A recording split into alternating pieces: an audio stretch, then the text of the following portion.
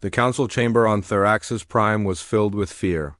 47 different alien species sat in the Great Hall, and every single one of them knew the truth. They were losing the war. Ambassador Krelther stood at the center of the room. His reptilian scales were dull with exhaustion. He had not slept in 3 days. None of them had. The holographic display behind him showed the galaxy in red and blue. Red was the enemy. Blue was them. There was too much red. We're losing the war? Krelther's voice echoed through the chamber. 12 years we have fought the void-born swarm, 12 years of death and destruction. We started with 55 worlds. Now we have 8. The gathered aliens murmured among themselves. Some had tentacles that writhed nervously. Others had multiple eyes that blinked in distress. The bird-like counselor Zethara folded her wings tight against her body. She had seen her homeworld consumed by the swarm just 2 months ago. Our fleets are broken, Krelther continued. Our soldiers are dying. Our people are fleeing. The swarm adapts to everything we throw at them. Energy weapons, kinetic missiles, plasma bombs. Nothing works for long. They learn. They change. They consume. A tall insectoid delegate clicked his mandibles. What do you propose? We have tried everything. Krelther's eyes swept across the room. Not everything. There is one member of this coalition who has not yet joined the fight. The room went silent. Everyone knew who he meant. The humans, Zethara said quietly. You want to ask the humans for help? Yes, a wave of protests erupted. Humans were the newest members of the Galactic Coalition. They had only made contact with alien life 30 years ago. Their technology was primitive. Their ships were slow. They had only 5 colony worlds and a population of barely 20 billion. What could they possibly do? They are children playing with fire, shouted a 4-armed delegate. They still use chemical rockets and nuclear weapons. Exactly, Krelther said. They use weapons we abandoned thousands of years ago. Crude weapons. Unpredictable weapons. Maybe that is what we need. Zethara stood up, her feathers ruffled. I will not send a message begging for help from a species that barely knows how to leave their own solar system. It is humiliating. Then we die with our pride intact? Krelther said coldly. Is that what you want? The room fell silent again. Zethara's wings drooped. She knew he was right. Pride meant nothing if they were all dead. Send the message, she finally said. Ask the humans if they will help us. 3 days later, the message reached Earth. The human government debated for 6 hours. Some wanted to stay out of it. This was not their war. Their fleet was small. Their weapons were outdated compared to the aliens. Why should humans die for people they barely knew? But in the end, humanity made a choice. They would send help. Not an army. Not a fleet. Just one ship. The best ship they had, the Defiant Dawn, sat in the Luna shipyards orbiting Earth's moon. She was 300 meters long, built from titanium and steel. Her hull was scarred from previous battles defending human colonies. She was not pretty. She was not advanced. But she was tough, and her crew knew how to fight. Captain Hanjisu stood on the bridge, watching Earth grow smaller through the viewport.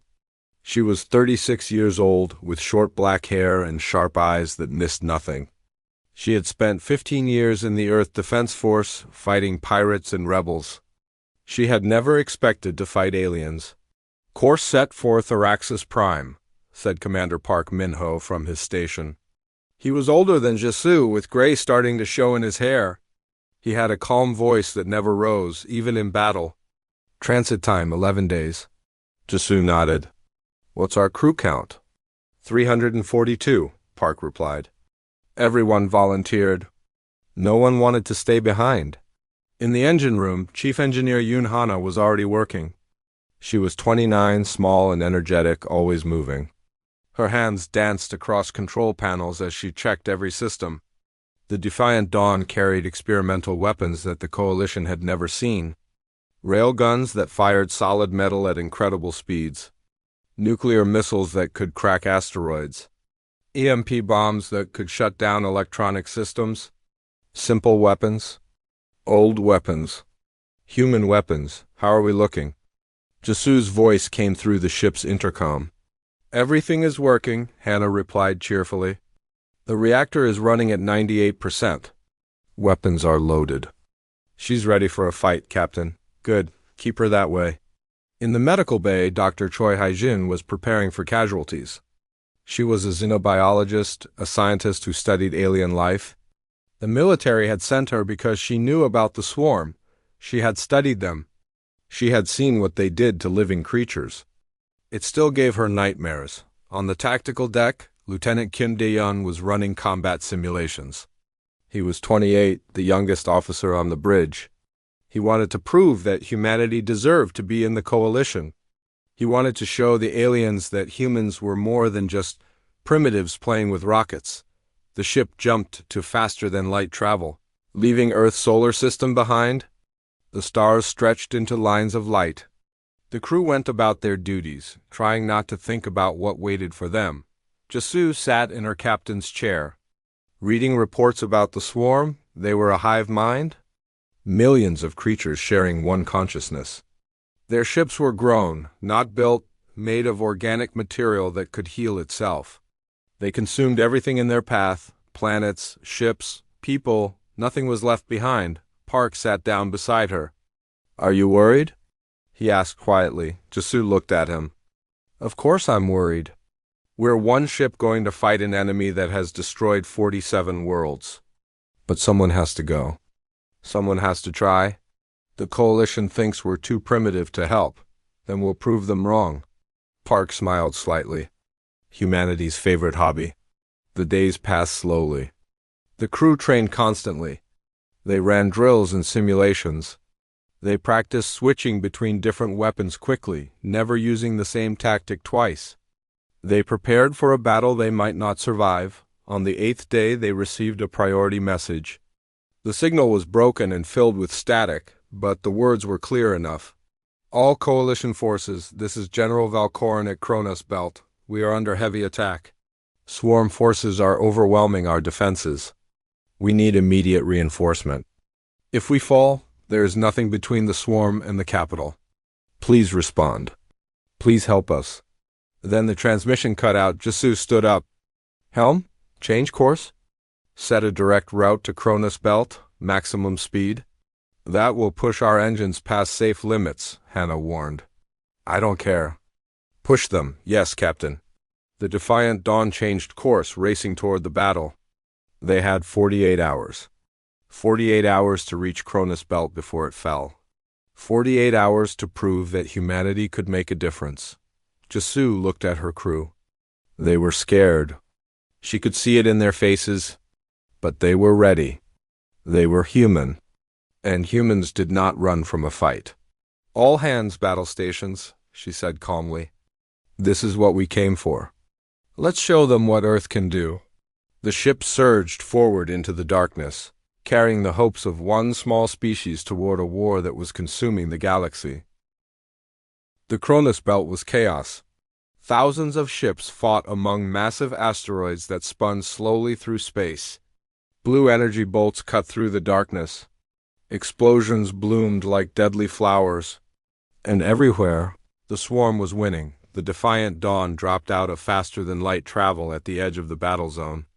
Jasu stared at the viewport, trying to understand what she was seeing. The coalition fleet was enormous. She counted at least 2,000 ships, each one larger and more advanced than her own.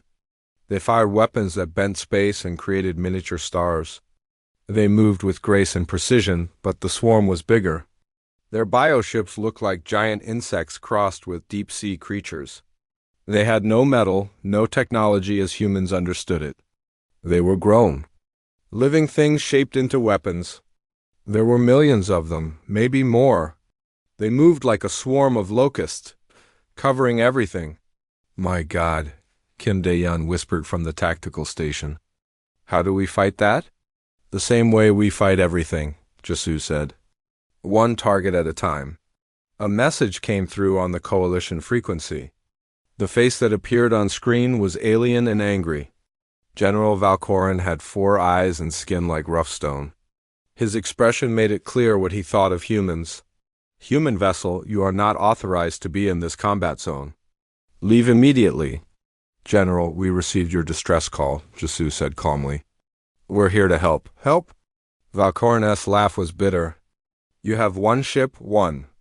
We have lost 600 ships in the last 3 hours. What can 1 primitive vessel possibly do? Let us show you. You will die in the first 5 minutes. I will not have human deaths on my conscience. Leave now. That is an order. Jesu cut the transmission. Park looked at her with raised eyebrows. He ordered us to leave, Park said. I heard him. Jesu leaned forward. Helm, take us to grid section 7-4. That's where their defensive line is weakest. Tactical, I want firing solutions on every swarm ship within range. Captain, Park said quietly. We're disobeying a direct order from a coalition general. The coalition isn't our military. He can't order us to do anything.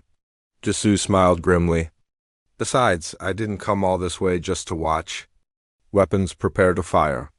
The Defiant Dawn moved forward, threading between asteroids toward the weakest point in the coalition line. The crew watched their sensors as swarm ships detected them. Dozens of bioships changed course, coming straight at them. Multiple contacts inbound, Kin reported. 40 ships, 60, 80, they're swarming us. Good, Jesu said. Fire rail guns. Full spread.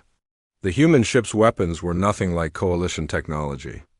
Rail guns used magnetic fields to launch solid metal slugs at incredible speeds. They were simple, primitive, but they hit like the fist of an angry god. The first volley caught the swarm ships by surprise. Metal slugs punched through organic hulls, tearing them apart. 10 bioships died in the first 3 seconds. Then 20 more. They're adapting, Kim shouted. The ones in the back are growing thicker armor. Switch to nuclear missiles, Jesu ordered. Fire at will. Nuclear weapons had been banned in the coalition for 3,000 years. They were considered barbaric and wasteful. But humans had never stopped using them. The Defiant Dawn carried 40 warheads, each one capable of destroying a small city. 6 missiles launched, their chemical rockets pushing them forward. The swarm ships ignored them at first. They had dealt with energy weapons and plasma bombs. They thought they knew what to expect. The first nuclear explosion lit up space like a new sun. The bioships closest to the blast simply ceased to exist. The ones farther away were cooked by radiation and shredded by the shockwave. 30 ships died in an instant. The second missile hit. Then the third. The swarm formation broke apart in confusion. They had never encountered weapons like these before. In the medical bay, Dr. Choi was watching the battle on monitors. Her hands moved across her computer, analyzing the swarm's behavior. She had studied these creatures for years. She knew their patterns. And she was seeing something important. Captain, her voice came through the intercom. I need to show you something. Kind of busy right now, Doctor, Jesu replied as another wave of bioships approached. This is important. The swarm adapts to any weapon we use. Energy weapons, kinetic strikes, everything. But I've been timing their adaptation. It takes 4.7 minutes. Every single time. Jesu understood immediately. So if we switch weapons every 3 minutes, they never have time to adapt. We stay ahead of them. Tactical, you heard that. Set a timer. Switch weapon types every 3 minutes. Rotate between railguns, missiles, and EMP bombs. Keep them guessing. The Defiant Dawn settled into a rhythm. 3 minutes of railgun fire. Switch. 3 minutes of nuclear. Strikes. Switch. 3 minutes of EMP pulses that. Scrambled the bioship's nervous systems. Switch. Repeat. The swarm couldn't adapt fast enough. Every time they grew armor to stop one weapon, humans switched to something else. It was simple. It was brutal. It was working. General Valcorin watched in disbelief from his flagship. This one primitive ship was holding a section of the line that three of his battlecruisers had failed to defend. He opened a channel. "Human Captain, this is General Valcorin. I was wrong? You are welcome in this battle. What do you need from us?" "Nothing, General. Just keep your ships away from our firing solution. We work better alone." The battle raged for 12 hours. The Defiant Dawn fought without stopping. The crew worked in shifts, grabbing sleep when they could. Engineer Hannah pushed the reactor to its limits, keeping power flowing to weapons and shields. Lieutenant Kim's fingers danced across his console, finding targets and firing with deadly precision. In the engine room, alarms were screaming. Hannah ignored them. She knew the limits of every system on the ship. She knew how far she could push before things broke. They weren't there yet. "Temperature is critical on reactor 2. Her assistant shouted, "I know. Vent coolant through secondary lines." Hannah's hands moved without thinking, adjusting flows and redirecting power. "We can give them 5 more hours before we have to pull back for repairs." On the bridge, Jisoo felt exhaustion pulling at her. She had been awake for 30 hours, but she couldn't rest. Not while her crew was fighting. Park brought her coffee. "You should sleep." "I can handle things for a few hours after the battle." "That might be too late." Jisoo looked at him. Park's face was tired but determined. They had served together for 10 years. He knew her better than anyone. 4 hours, she finally said. "Wake me if anything changes." She went to her quarters and collapsed on her bunk. Sleep took her immediately. When she woke, Park was shaking her shoulder. "Captain, you need to see this." Jisoo followed him to the bridge. Her first thought was that something had gone wrong, but the crew was smiling. On the view screen, the swarm was retreating. The bioships were pulling back, disappearing into the asteroid field. "We held them," Kim said with wonder in his voice. 12 hours. "We actually held them." The coalition fleet was battered but intact. General Valcorin's face appeared on screen again. This time there was no anger, only respect. "Captain Jisoo, on behalf of the Galactic Coalition, I apologize for my earlier words. You and your crew fought with courage and skill. You saved this battle. You saved us. We did our job, General. Nothing more. Your job involved holding off 10,000 enemy ships with a single vessel. That is beyond remarkable." He paused. "I have new information. The swarm attack here was a diversion. Our intelligence intercepted their communications. Their real target is Sanctum Prime, the Coalition capital. They will arrive in 72 hours. Jisoo felt cold. Sanctum Prime was where billions of aliens lived. If it fell, the Coalition would collapse. "How many ships do you have that can reach the capital in time?" she asked. "None. My fleet needs at least 4 days to repair and resupply. Then the Defiant Dawn will go alone." "Captain, they will have 10 times the number of ships they brought here. You cannot. Someone has to warn them. Someone has to buy time until your fleet arrives." Jisoo stood up straight. "We'll leave immediately." Park was already plotting the course. Hannah was rerouting power to the engines. The crew moved with purpose, preparing for the next battle. As the Defiant Dawn pulled away from Kronos Belt, the entire Coalition fleet turned on their running lights in salute. Thousands of ships, hundreds of species, all honoring the one small human vessel racing toward impossible odds. Jisoo watched them disappear behind her. Then she turned to face forward, toward Sanctum Prime and whatever waited there. "All hands," she said quietly. "Battle stations. Let's finish what we started." The Defiant Dawn raced through space at speeds that made the hull groan with stress. Engineer Hannah had pushed the reactor past every safety limit, giving them 1 extra % of speed.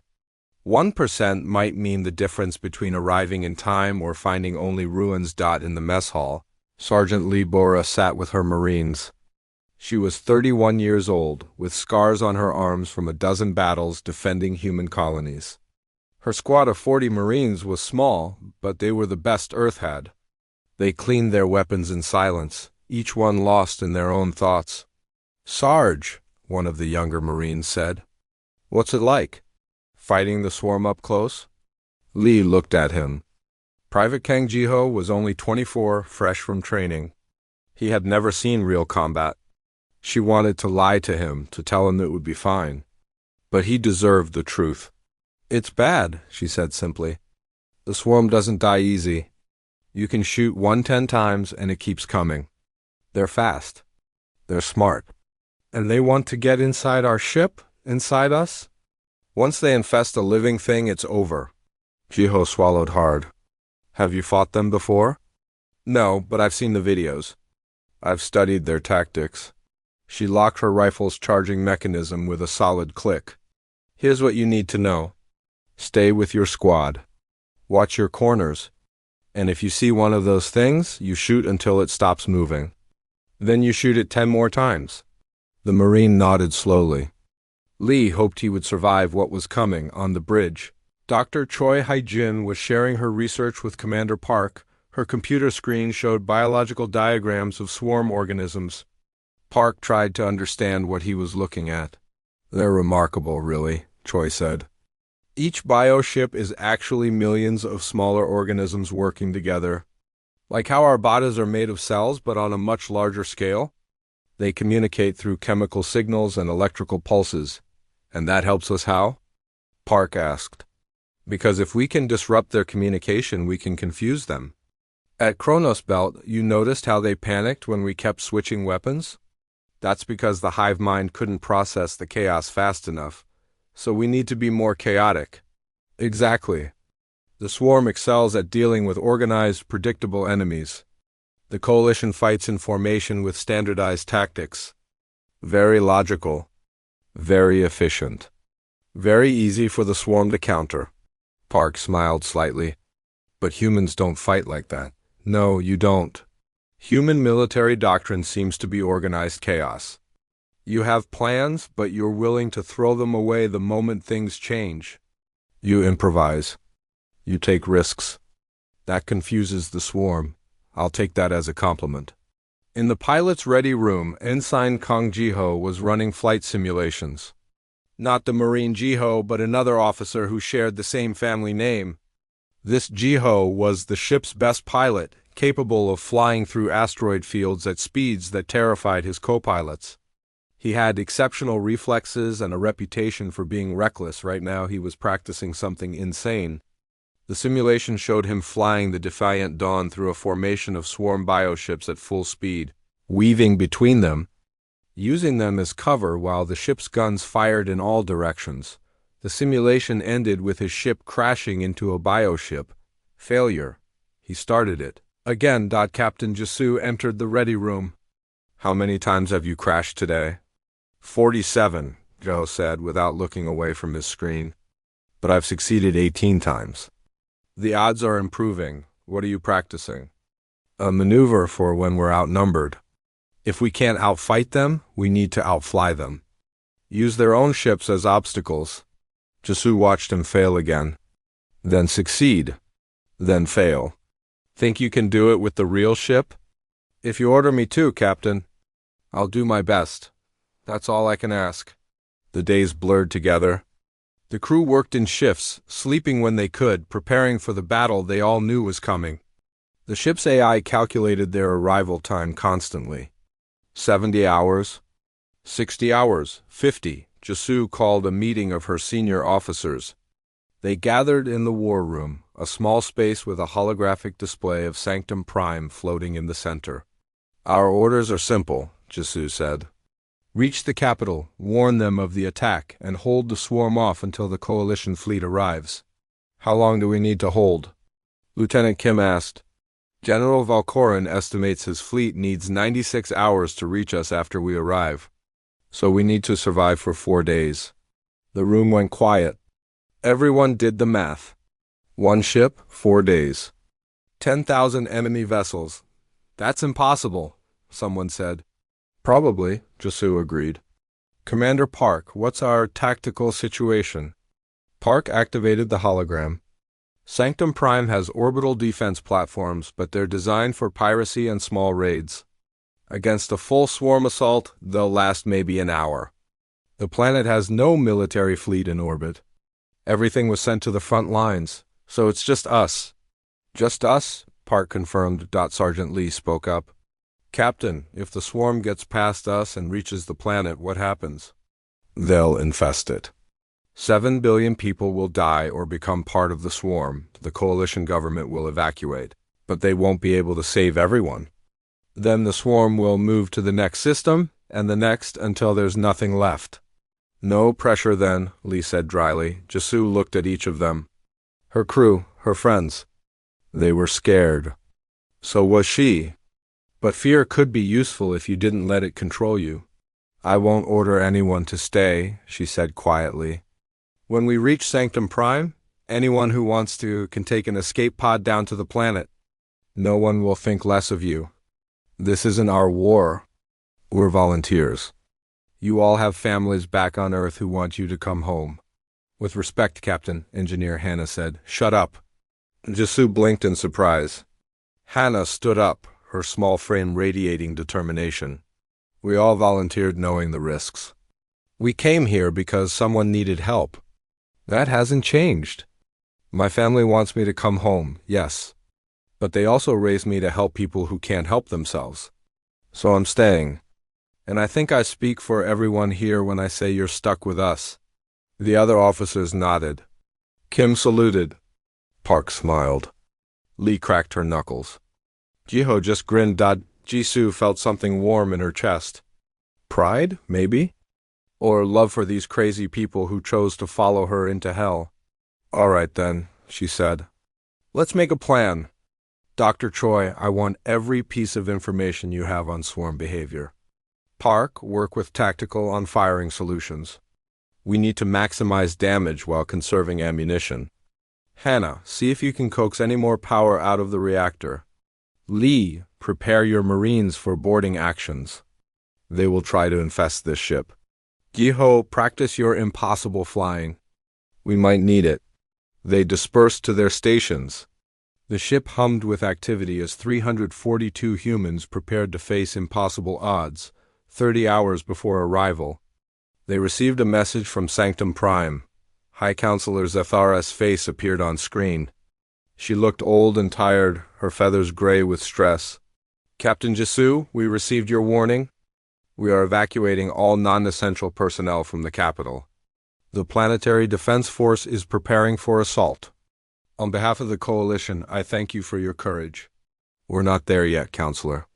I know, but I wanted to tell you something. When we asked Earth for help, I did not believe humans could make a difference. You were too small, too primitive. I was wrong. What you did at Cronus Belt was remarkable. You saved thousands of lives. We were just doing our job.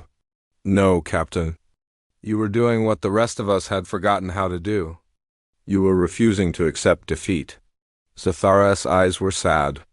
I must be honest with you. When you arrive at Sanctum Prime, the swarm will already be here. We estimate their forces at 10,000 ships or more. You cannot defeat them. You will die. Probably. Then why come? Why not run? Save your crew. Save your ship. No one would blame you. Jisoo thought about that. Why was she doing this? She could turn the ship around. Go home, see her family again?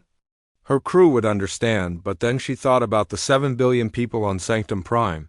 She thought about the coalition species who had fought for 12 years against an enemy that never stopped. She thought about the message Earth would send if they ran now. Because someone has to stand in the way, Jisoo said simply. Someone always has to stand in the way. That's what humans do? Zethara's eyes glistened with something that might have been tears. Then I will see you when you arrive, Captain. May your gods watch over you. The transmission ended. Jisoo sat alone on the bridge, watching the stars streak past. 6 hours until they reached Sanctum Prime. 6 hours until they faced the largest swarm fleet ever assembled. She picked up the ship-wide intercom. All hands, this is the captain. In 6 hours we arrive at Sanctum Prime. The swarm will be waiting for us. I won't lie to you. The odds are bad. We're one ship against thousands.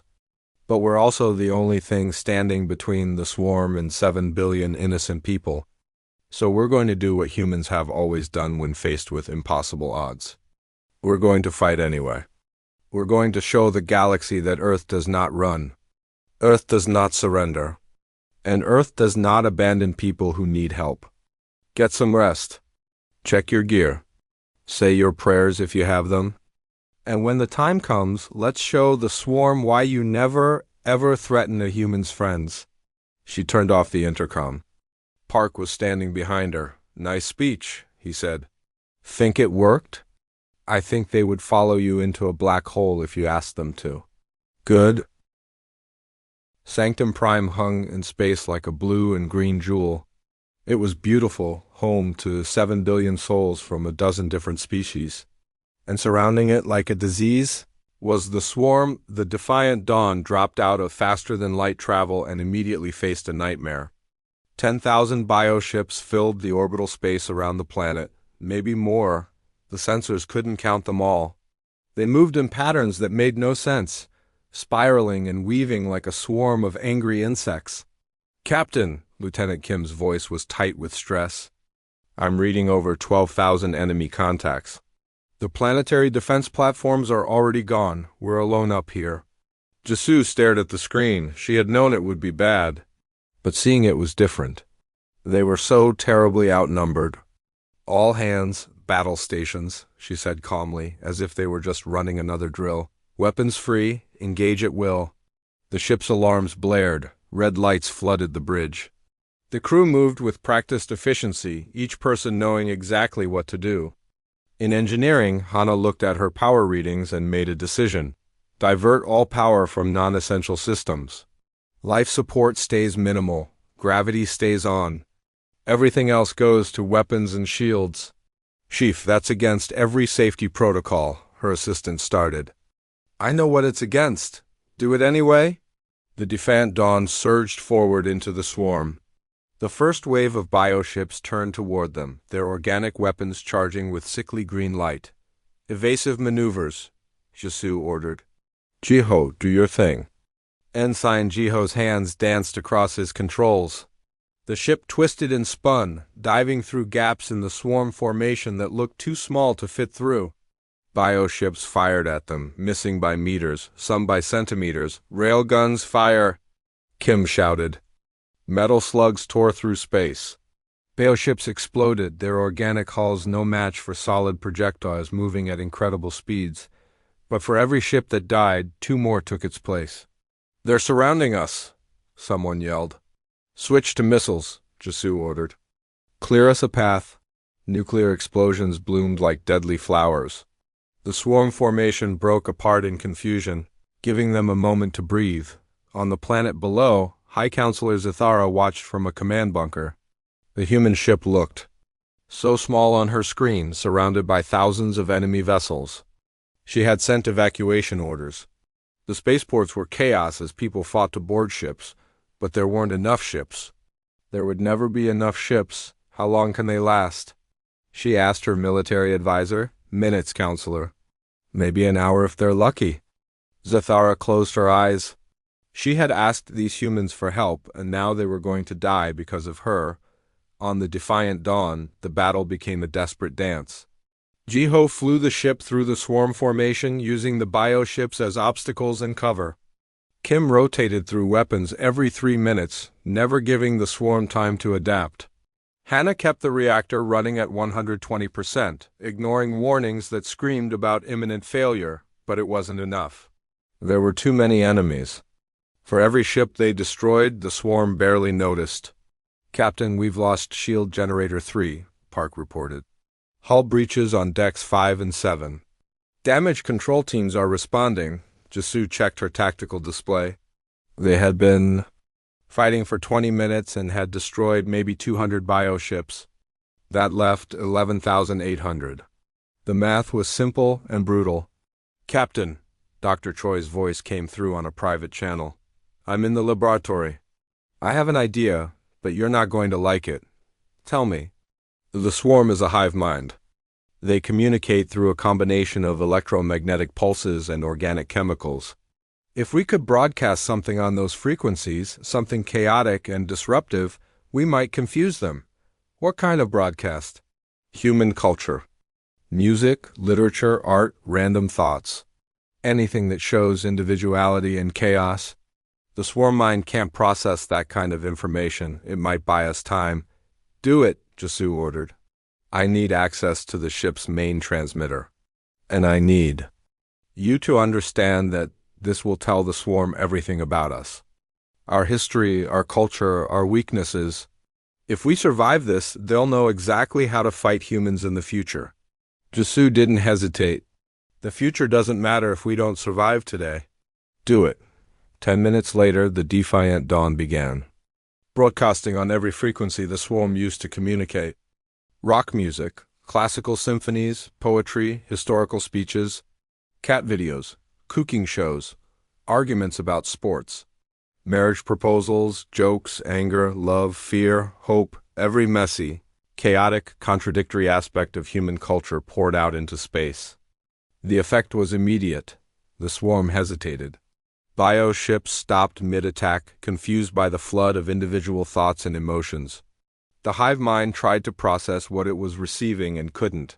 How could one species have so many different opinions? Why would they argue with each other? What was a meme, and why was it funny? It's working, Kim shouted. They've stopped attacking. But the confusion only lasted 5 minutes. Then the swarm adapted. They simply filtered out the human broadcasts and resumed their assault, angrier than before. Nice try, Doctor, Jasu said. But we need something more. The ship shook as a bio-ship's weapon struck their hull. Sparks flew from damaged consoles. The lights flickered. Hull breach on deck 3, Park called out. Swarm organisms are inside the ship. Sergeant Lee was already moving. She and her Marines raced through the corridors toward the breach. They found it quickly. A hole in the hull, and coming through it, swarm creatures. They looked like insects crossed with octopi, all teeth and claws and writhing tentacles. Open fire!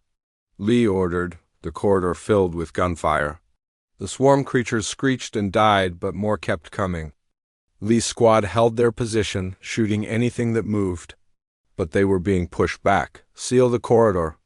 Lee shouted into her radio. Seal it now. Emergency bulkheads slammed down, trapping 5 swarm creatures inside with Lee's squad. She didn't stop shooting until all 5 were dead. Then she checked her Marines. 2 wounded, none dead. They had been lucky. On the bridge, Jasu was making calculations. They had been fighting for 1 hour. The swarm had barely noticed their efforts. The coalition fleet wouldn't arrive for 95 more hours. The math didn't work. There was no way to hold for that long, but she had made a promise. Someone had to stand in the way. Hana, she said into the intercom, how much power can you give me? Captain, I'm already past maximum. If I push any harder, the reactor will. I'm not asking you to push harder. I'm asking how much power you can give me if you turn the reactor into a bomb. Silence on the other end. Then, Captain, what are you planning? Answer the question. If I set the reactor to overload with a 20-minute countdown, I could give you enough power to destroy everything within 100,000 kilometers. But that includes us. Do it. Captain, that's an order, Chief. Set the countdown for 20 minutes. Then get everyone to the escape pods. Jasu turned to face her bridge crew. They were staring at her in shock. New plan, she said calmly. We turn the ship into the biggest bomb the swarm has ever seen. We fly directly into the center of their formation. When the reactor blows, it takes most of them with it. The planet is saved, the coalition fleet arrives and mops up the rest. And we die, Park said quietly. There are escape pods. We have 20 minutes. That's enough time to evacuate everyone. Not everyone, Park pointed out. Someone has to pilot the ship. Someone has to stay on the bridge to make sure we reach the right position before the reactor blows. Jasu met his eyes. I know, Kim stood up. Captain, No, you're all getting off this ship. That's an order. I'm the captain. This is my responsibility. With respect, Captain, Ensign Jiho said from the pilot's seat. I'm the best pilot on this ship. You couldn't fly this course if you tried. If someone has to stay, it should be me. Jiho, I'm not arguing, Captain. This is my call. I'm staying. Before Jisoo could respond, alarms blared throughout the ship. Hana's voice came through the intercom, panicked. Captain, I've initiated the countdown, but there's a problem. The manual override in engineering is damaged. Someone has to stay here to keep the reactor on course for overload. If it's not monitored, it could explode early or not at all. Jisoo felt cold. The plan required 2 people to die, the pilot and the engineer. Belay that order, she said quickly. I'm coming down there. I'll handle the reactor. No, you won't. Hannah's voice was calm now, almost cheerful. Captain, you're needed on the bridge. You're needed to lead the evacuation and make sure everyone gets off safely. This is my engineering section, my reactor, my responsibility. Tell my parents I love them. Tell them I was brave. Now get everyone off my ship before I overload this thing early just to spite you. The intercom cut off. Jisoo tried to reconnect, but Hana had locked her out of the engineering controls. Damn it! Jisoo slammed her fist on the console. Then she took a breath and forced herself to be calm. Time was running out. All hands abandoned ship. Get to the escape pods. Now, that's an order. The crew moved quickly. 340 people raced through the corridors toward the escape pods. Park tried to stay on the bridge, but Jisoo physically pushed him toward the exit. Go, she said. Get everyone to safety. That's your job now, Commander? Park looked at her with anguish in his eyes. Then he saluted and left. On the bridge, only Jisoo and Jiho remained. The explosion lit up space like a second sun. From the planet below, 7 billion people watched as the defiant dawn died, taking most of the swarm fleet with it. The shockwave spread outward, destroying bioships by the hundreds. When the light finally faded, only scattered remnants of the swarm remained. Confused and leaderless. High Counselor Zethara stood in her command bunker, staring at the screen with tears running down her face. The human ship was gone. That brave crew who had traveled across the galaxy to help people they barely knew, gone. Send all available planetary defense fighters, she said quietly. Destroy what's left of the swarm before they can regroup. Coalition fighters launched from the planet's surface, finishing what the defiant dawn had started. Within 2 hours, the orbital space above Sanctum Prime was clear. The battle was over. The planet was saved, but the cost felt too high. On the planet's surface, the escape pods had landed safely. 340 humans sat in emergency shelters, dealing with the shock of survival and loss. Commander Park held a list of names in shaking hands. 3 people had chosen to stay on the ship. Captain Han Jisoo, Ensign Kong Jiho, Chief Engineer, Yoon Hana, 3 people who gave their lives so everyone else could live. Dr. Choi Hae-jin sat in a corner, quietly crying. She had worked with Hana for 2 years. They had been friends. Sergeant Lee stood by the shelter entrance, her face hard and expressionless. But her hands were clenched into fists, so tight her knuckles were white. Lieutenant Kim stared at nothing, his mind refusing to accept what had happened. A coalition shuttle arrived to take the survivors to a proper facility. As the humans boarded, something unexpected happened. The aliens working at the spaceport stopped what they were doing. Then, one by one, they stood at attention. Hundreds of alien beings from dozens of species, standing in silence to honor the human crew. Zethara herself came to meet them. She looked at Park with eyes full of grief and gratitude. "Commander Park," she said, "your captain and her crew saved 7 billion lives today. We will never forget what they did, never." Park wanted to say something meaningful, something that would honor his captain and friends, but his throat was tight and no words would come. He just nodded. The humans were given quarters in the planetary capital. They were offered medical care, counseling, anything they needed. But mostly they just wanted to be left alone with their grief. 3 days later, General Valcorin's fleet arrived at Sanctum Prime.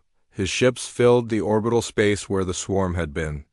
When he learned what had happened, he requested a meeting with the human survivors. They gathered in a conference room. Valcorin entered with his senior officers.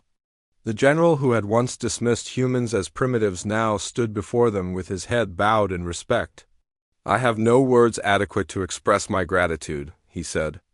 Captain Jesu and her crew did something I thought was impossible. They held off a force 1,000 times larger than themselves. They saved this world. They saved the Coalition. They died, Park said flatly. They're gone. Yes, and because they died, billions will live. Their sacrifice will echo through history. Valkoran looked at each of them. The Coalition Council has voted. We are building a memorial station at Sanctum Prime. It will be called Dawn's Light in honor of your ship. And we are establishing a new medal, the highest honor we can bestow. The Order of the Defiant. Captain Jesu, Ensign Jiho, and Chief Hanna will be the first recipients. They're dead, Park repeated. Medals don't bring them back. No, they don't. But they ensure that every species in the galaxy will know what these 3 humans did. They will never be forgotten. Park finally looked up at the general. What about the war? Did their sacrifice actually change anything? Valkoran nodded slowly. Come, let me show you. He led them to the command center, where a holographic map of the galaxy floated in the air. The red zones showing swarm territory were smaller than before. New blue zones were appearing as Coalition forces retook lost ground. The destruction of the hive vessel at Sanctum Prime crippled the swarm's coordination, Valkoran explained. They're scattered now, fighting without direction. We've reclaimed 14 systems in the last 3 days. The momentum has shifted. You're winning, Dr. Choi said quietly. We are. And it's because of what your crew showed us. Valkoran touched the holographic display. For 12 years, we fought the swarm with advanced weapons and logical tactics. Nothing worked. The humans arrived with primitive weapons and crazy tactics. And you won? You taught us that sometimes the answer isn't better technology. It's better spirit. Refusing to give up even when all logic says you should. He looked at the surviving crew. Your government has been contacted. Earth is sending ships. Real military support. 200 vessels with trained crews. They'll arrive within the month. Park felt something stir in his chest. Not quite hope, but close. 200 ships? Earth wants to honor its fallen by finishing what they started, Valkoran said. And the rest of the Coalition has been inspired. Every member species is sending reinforcements. The tide is turning, Commander. We're winning the war. 2 weeks after the battle, a ceremony was held on Sanctum Prime. Millions attended in person. Billions watched on broadcasts throughout the galaxy. A massive memorial was unveiled, showing 3 humans standing together. Looking up at the stars, the names were inscribed in every Coalition language. Captain Han Jesu, Ensign Kong Jiho, Chief Engineer Yun Hana, they stood in the way. They saved us all. Park stood at the memorial with his crew. Dignitaries from 47 worlds gave speeches about courage and sacrifice. But the words washed over him. He just stared at the carved faces of his friends and felt empty. After the ceremony, Dr. Choi approached him. I've been analyzing the data from the battle, she said. The broadcast I made, the one with human culture? It actually worked better than we thought. The swarm hive mind is still trying to process what it received. Every time they encounter something human now, they hesitate. Just for a moment, but it's there, so we found their weakness. We found a weakness. Human unpredictability. Human chaos. Human refusal to follow the rules. She smiled sadly. Jesu would have loved that. She never did like following the rules. Park almost smiled. Almost 6 months passed. The war continued, but everything had changed. Earth's fleet arrived at Sanctum Prime, 200 ships carrying humanity's best warriors. They came not as reluctant volunteers, but as crusaders, determined to finish what the Defiant Dawn had started. Admiral Shin Tae-jin, a grizzled veteran who had fought in every human conflict for 30 years, took command of the combined human fleet. His flagship was the Defiant Dawn II, built to honor the original. On its hull was painted the image of 3 humans standing defiant against the stars. The Coalition forces, inspired by human courage, fought with renewed determination. Species that had been enemies before the war now fought side by side. The swarm was being pushed back, system by system, world by world. Park was given command of his own ship. The rising storm, his crew was mixed, humans and aliens working together. He applied the lessons he had learned from Jisu. Be unpredictable. Switch tactics constantly. Never give the enemy time to adapt. And most importantly, never give up. Lieutenant Kim commanded the Thundering Sky. Dr. Choi joined the Coalition Science Division, developing new anti-swarm weapons based on human biology. Sergeant Lee led a joint species marine force that became legendary for their boarding actions. Everywhere, the survivors of the Defiant Dawn spread the lessons their captain had taught them. 1 year after the Battle of Sanctum Prime, Park returned to the memorial. He came alone in the early morning before the crowds arrived. He stood before the statue of Jisu and finally let himself feel everything he had been holding back. "We're winning, Captain," he said quietly. "The Coalition has reclaimed 42 systems. The swarm is in retreat. Earth has sent 500 more ships. We have volunteers from every species in the galaxy. They all want to serve on human vessels because we fight like you taught us to, crazy, unpredictable, never giving up." He touched the carved stone of her face. "I miss you. All of you. Every single day. But I understand now why you did it. Why you stayed. Because someone had to stand in the way. And you made sure the rest of us could keep fighting." A voice spoke behind him. "She would be proud of you." Park turned to find High Counselor Zethara. She walked slowly to the memorial, her feathers now more gray than before. She placed a flowering branch at the base of the statue. "I come here every week," she said, "to remind myself what real courage looks like. Do you know what's happening because of them? We're winning the war. More than that. The Coalition is unified for the first time in its history. Species that wouldn't share the same room before are now sharing ships. Working together. Fighting together. Your captain didn't just save Sanctum Prime. She saved the entire Coalition. She'd say she was just doing her job." "I know. That's what made her remarkable." Zethara looked at Park. "Will you tell me about her? The real her, not the legend?" So Park did. He told stories about Jisu's terrible sense of humor. How she would make puns during combat briefings. How she loved coffee so much she kept an emergency supply hidden in her quarters. How she once won a card game against 3 professional gamblers using nothing but confidence and luck.